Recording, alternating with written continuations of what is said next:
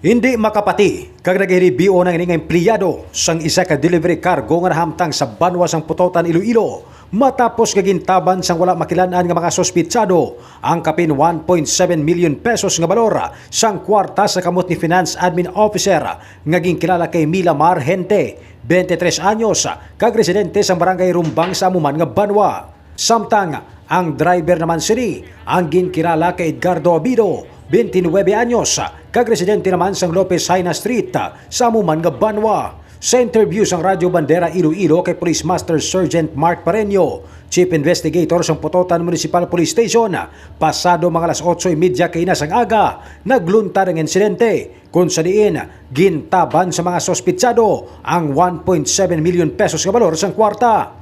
Nga inog deposito kuntani sa bangko nga nahamtang sa Putotan.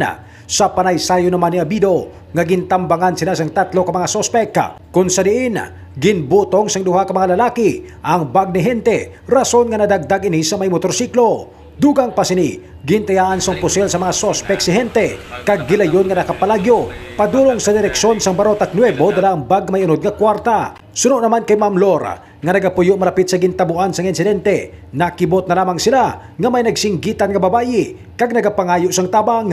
Gilayon sila nga nagwa agod may baluan na tabo kag diri nila nakita yara na nagapungkoon sa dalan ang biktima nga si Hente. May kami kakita pero singgit lang kita ang nabatian namon nga daw may nagugirinuan. Ano man singgit katapang. So daw pag igupagwa na namon, ay makamit na ano des bangga mo, ay makamit nakita ti daw ay dumala kami kung ano to. Only to find out na may nag-agi nga motor nga may nagalagas doon. Sa tong motor nga nag-agi nga may nagalagas doon nga ano. Sa karon nagapadayon pa ang hot pursuit operation sa mga kapulisan kag pagpangita sang CCTV footage nga makatudlo sa mga sospek nga nag-hold up sa mga empleyado sang Cargo Express. Gintinguaan naman nga makuhaan sang pahayag nga pamunuan sang amo nga Cargo Express apang nagpamalibad ang mga ini nga maghatag sang ila nga statement.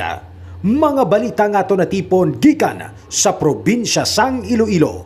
Ray Espeha Umalay, nagabandera sa matutuod nga serbisyo publiko kag kalingawan sa Iloilo, Radyo Bandera.